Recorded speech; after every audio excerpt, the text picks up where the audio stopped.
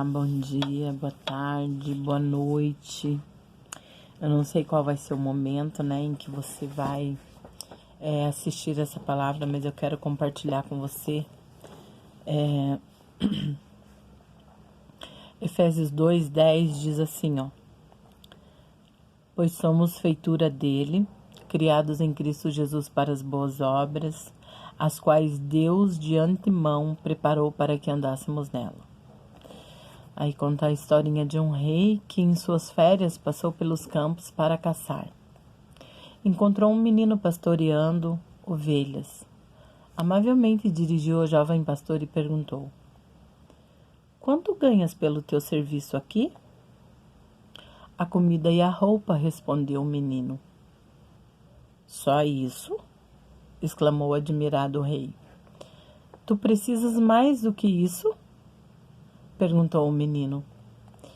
O rei ficou pensativo e disse a si mesmo: "Realmente, mais do que comer não preciso, e mais do que vestir também não." Na Bíblia lemos assim lá em 1 Timóteo 6, 7 ao 10. "Porque nada temos trazido para este mundo, nem coisa alguma podemos levar dele. Tendo sustento e com que nos vestir, estejamos contentes. Ora, os que querem ficar ricos caem em tentação e cilada, e em muitas concupiscências insensatas e pretensiosas, as quais afogam os homens na ruína e perdição, porque o amor do dinheiro é a raiz de todos os males." Por vestir, ainda pode-se incluir, conforme a situação financeira, a casa para morar, o automóvel, a geladeira e muitas outras coisas mais que facilitam e embelezam a vida. Há um limite quando começa o luxo. Este é desnecessário e só pesa na vida. Se pensamos muito em luxo, geralmente não nos sobra nada para ajudar os pobres. Ser rico não significa ser pecador. Por herança, com inteligência, sempre com saúde, alguém pode tornar-se rico em dinheiro. Também isso é um dom de Deus, embora dos pequenos. Cada dom traz uma obrigação. Aquilo que necessitamos em bens materiais está sobrando, e com essa sobra devemos ajudar as pessoas desprivilegiadas materialmente. Em uma parábola, Jesus diz: no dinheiro está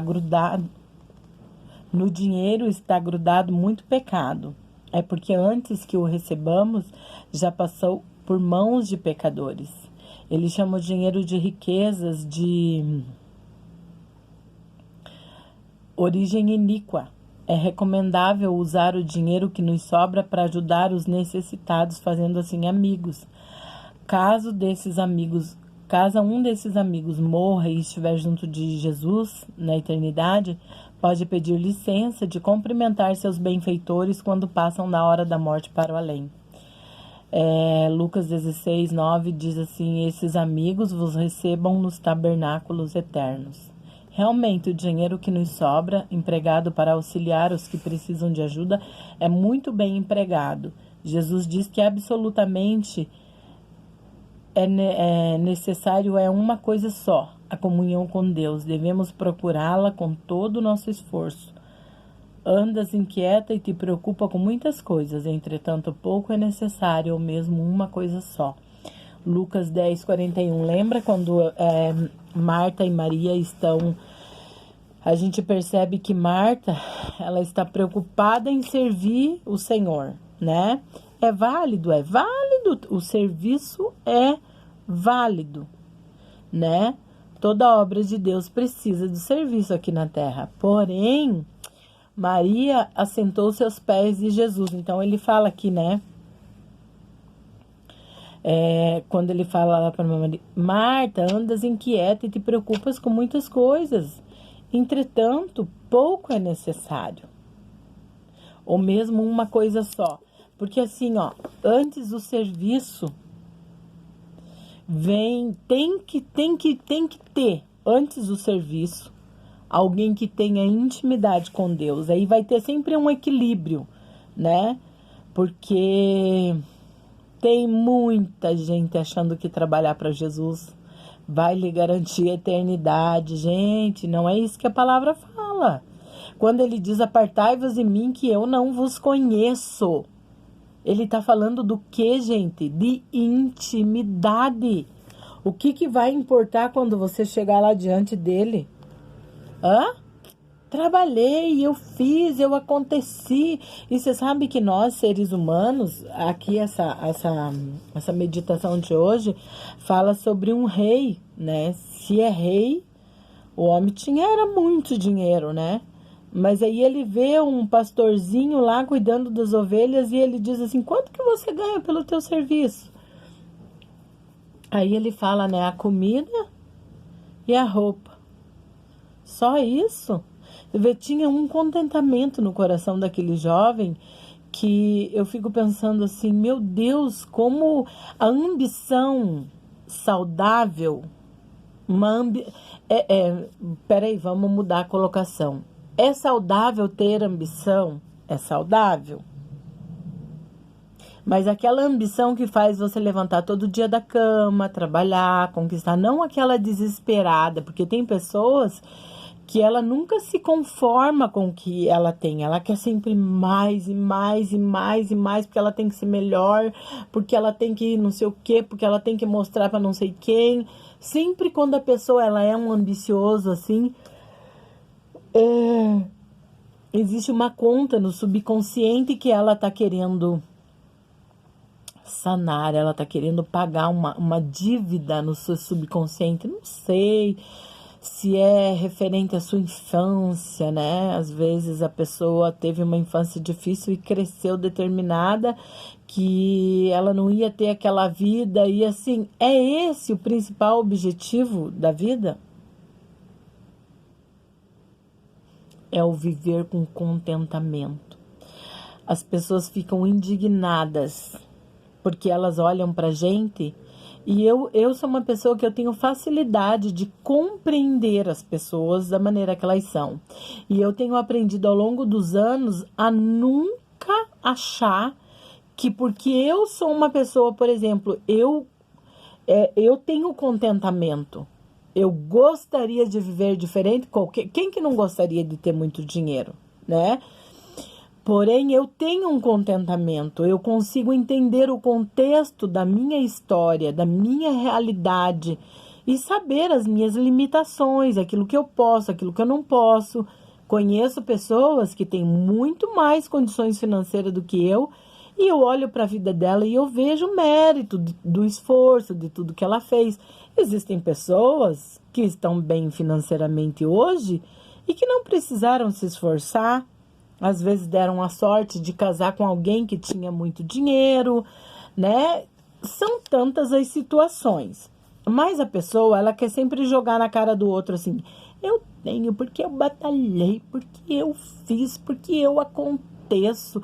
Sempre colocando aquela pessoa que está abaixo dela numa situação difícil.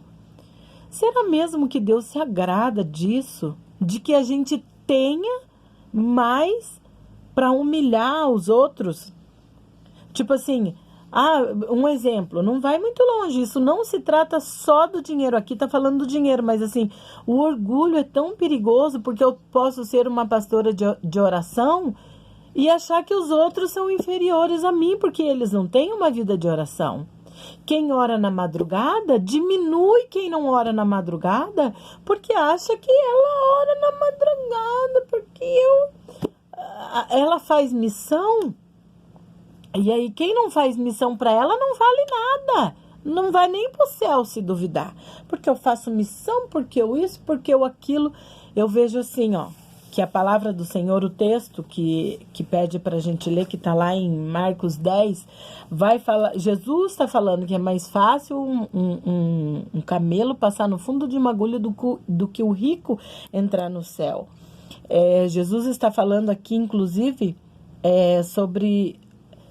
Jesus respondeu, ninguém, lá no 10:29, ninguém que tenha deixado casa, irmãos, irmãs, pais e filhos ou campos por causa de mim e do evangelho, deixará de receber 100 vezes mais, já no tempo presente, casas, irmãos, irmãs, mães, filhos e com eles perseguição. E na era futura, a vida eterna. Contudo, muitos primeiros serão últimos e os últimos serão os primeiros. Jesus está falando aqui da importância do trabalho, que o trabalho é importante. Ele fala sobre o amor ao dinheiro, né? O perigo que tem a pessoa endeusar o dinheiro, né? O dinheiro se tornar um Deus na vida dele. Que se ele tiver dinheiro é o que importa. O que Jesus está querendo nos ensinar nessa palavra que nós meditamos hoje, quando ele diz ali lá em 1 Timóteo, né? Porque nada temos trazido para este mundo, nem coisa alguma podemos levar dele. O que vamos levar daqui para a eternidade é referente à nossa atitude com a realidade que nós enfrentamos.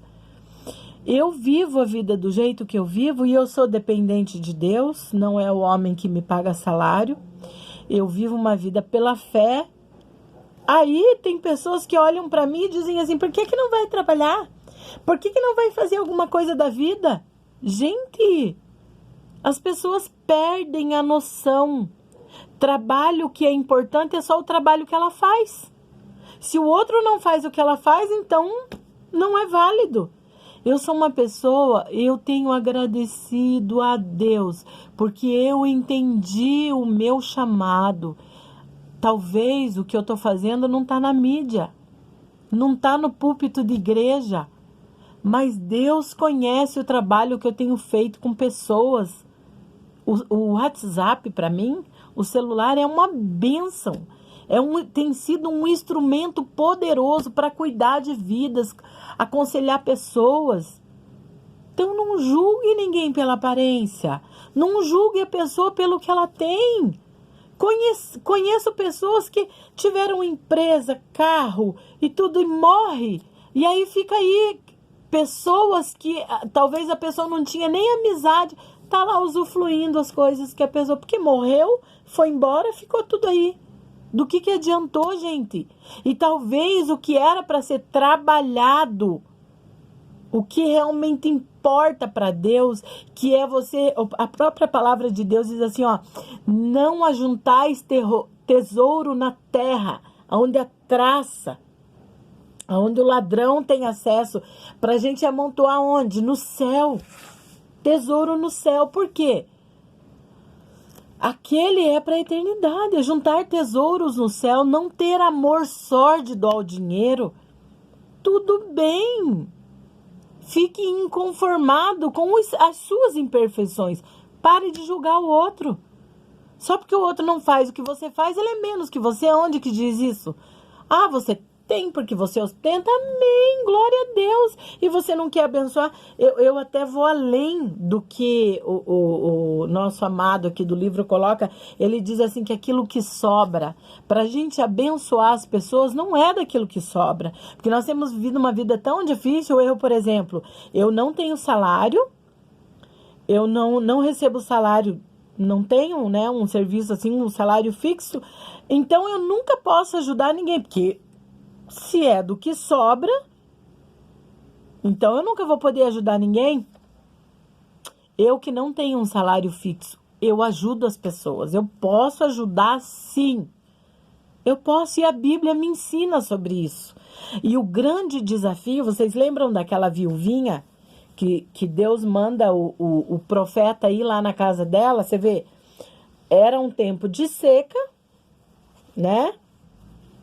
E se vocês conhecem a realidade da viúva no Antigo Testamento, você vai saber que se Deus queria sustentar um profeta, não é na casa da viúva que ele tinha que mandar o profeta.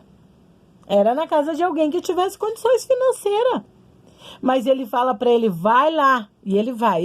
Ele chega lá e ele pergunta, o que você tem para comer? Ela fala, olha, eu tenho um pouquinho de trigo, eu tenho ali, e eu vou fazer e vou comer com meu filho, nós vamos morrer. Quer dizer, ela estava sem nada em casa. Você sabe o que o profeta fala para ela? Vai lá e faz primeiro para mim e depois para você. Gente, você tem noção o que é isso? É de sobra. Deus não trabalha só com sobra, não. E você não tem que esperar sobrar para abençoar ninguém, não. Só que tem pessoas que não entendem essa linguagem de abençoar, né? De ajudar os outros, né? São pessoas que têm muito. E assim, eu conheço assim, muita gente que faz e joga na cara. Você sabe quando é Deus que faz? Quando é Deus que usa as pessoas para te abençoar? Aquilo nunca é jogado na tua cara, nunca é lembrado. Eu tenho aprendido ao longo do caminho com isso, porque a gente faz e a gente quer gratidão, só que a gratidão que a gente espera da pessoa é uma gratidão formulada na nossa mente, de que a pessoa fizesse isso, fizesse aquilo outro. É tão difícil lidar com essas coisas, gente. Voltando a falar da viuvinha, quando o profeta faz esse desafio para ela, ela obedece. E ela primeiro faz para ele. Quer dizer, a primeira parte ofereceu ao Senhor, né? Foi um desafio. E o que aconteceu? A farinha na panela não acabou. E tem muitos milagres, né? E o azeite não... Assim, é multiplicação e multiplicação quando você entende que mesmo na escassez, você é capaz de dividir o que você tem, você é capaz de abençoar outras pessoas. Existe uma prosperidade do céu que não é a prosperidade terrena, de ter carrão, ter mansão, ter não sei o quê. Não tá nisso. Uma pessoa que tem muito dinheiro, ela tem... ela precisa ter sabedoria para administrar. Ela precisa ter sabedoria para saber viver. Para não viver só em função daquilo. Porque assim, ó... Se eu conhecer, não sei, será que eu conheço algum milionário? Eu não sei se eu conheço algum milionário. Mas assim, quando você vê uma pessoa que tem muito dinheiro, essa pessoa ela é diferente. Porque ela tem muita preocupação, porque ela precisa manter o patrimônio que ela tem, você entendeu? É outro nível. Nós que estamos aqui nos bastidores e que eu vou falar para você... Eu desejo escolher a melhor parte, aquela que a palavra diz, né?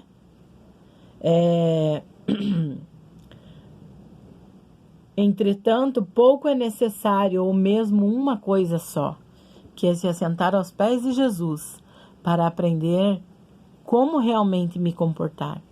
Gente, não julgue ninguém pela aparência. Não julgue a história das pessoas. Entenda quem você é em Jesus. Comece a viver com contentamento. Ajude as pessoas naquilo que você tem.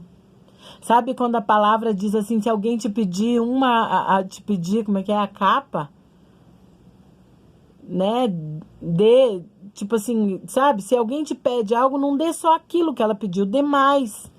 Será que nós podemos dividir o que temos? Será que nós podemos ofertar na vida das pessoas, mesmo em dificuldade? Aí que está o desafio, porque Deus vê o teu coração. Não é você dar daquilo que está sobrando. Porque a gente está vivendo uma realidade, então, que ninguém vai poder dar nada. Como o nosso amado aqui do livro colocou. Então, seja diferente. Não julgue a história de ninguém. Olhe para você. Como que você está vivendo? Com contentamento? Você tem ambição e isso vai te levar aonde? Quer comais, quer bebais, quer façais qualquer outra coisa. Faça tudo para a glória de Deus. Amém? Se você quer ser um empresário, uma empresária para abençoar vidas, amém. É difícil, o dinheiro é perigoso. Mas pode com sabedoria. Com sabedoria, a gente vai longe, o dinheiro não é inimigo, o dinheiro é amigo. Ele precisa trabalhar para você e não você para ele. Então, existe um aprendizado, né? E se a gente fosse falar aqui, a gente vai ficar horas e horas falando sobre isso. Eu desejo que... Vamos orar? Eu desejo que o Espírito Santo ministre o teu coração nessa manhã. E você tenha entendido que o contentamento agrada a Deus. Senhor, nós queremos colocar diante da tua presença, Senhor, as nossas vidas, Senhor, e é tão complexo quando falamos sobre dinheiro, porque a tua palavra diz que o amor, o apego ao dinheiro é a raiz de todos os males, Senhor. É quando a pessoa coloca o dinheiro em primeiro lugar, Senhor. Eu sou tão grata ao Senhor por tudo que o Senhor tem feito. O Senhor cuida de nós. O Senhor tem sido fiel, Pai. A tua fidelidade dura de geração a geração. Vem fazer prosperar o caminho dos teus filhos. Multiplica, Senhor, a semente. Senhor, que todo o entendimento, meu Deus, em relação à escolha certa do que fazer. Nós precisamos, sim, estar focados naquilo que o Senhor nos chamou para fazer. Eu sempre digo que a profissão tem a ver com o chamado. E que o interesse de ganhar dinheiro não seja sórdido, não seja ganancioso, não seja egoísta, de ter para guardar e guardar e guardar e não abençoar a vida das pessoas. Que nós não venhamos julgar ninguém, mas que possamos estar em obediência, buscando entender a nossa missão. É o suficiente olhar para dentro de mim e perceber a maneira que eu estou me comportando. Será que eu tenho agradado a Deus na minha maneira de lidar com o meu dinheiro? Será que eu tenho agradado a Deus com contentamento, vivendo com alegria? Será que eu tenho abençoado outras vidas com o pouco que eu tenho? Ah, Senhor, ajuda-nos nesse dia, Pai. Traz cura, Senhor. Traz saúde emocional, meu Deus. Traz um despertar na vida do teu povo, Senhor. Manifesta o teu poder, traz restauração no casamento, uma compreensão do marido para a esposa, da esposa para o marido. Senhor, desperta, Senhor, a família. Pai, em nome de Jesus, nós clamamos por salvação de almas, por libertação nessa manhã, meu Pai. Em nome de Jesus, fica conosco. Amém.